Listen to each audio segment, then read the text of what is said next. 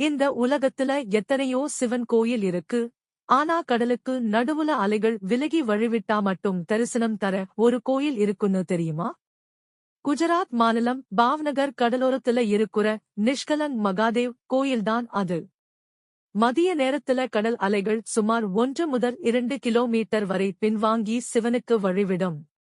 மகாபாரத போருக்குப் பிறகு தாங்கள் செய்த பாவங்களைப் போக்கிக் கொள்ள பாண்டவர்கள் இந்த இடத்துல 5 சிவலிங்கங்களை பிரதிஷ்டை செஞ்சதா வரலாறு சொல்லுது.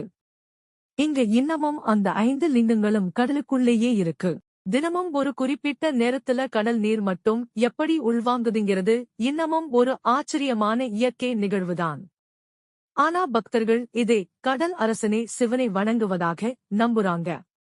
நீங்க இந்த மாதிரி அதிசய கோயிலுக்கு போக ஆசைப்படுறீங்களா?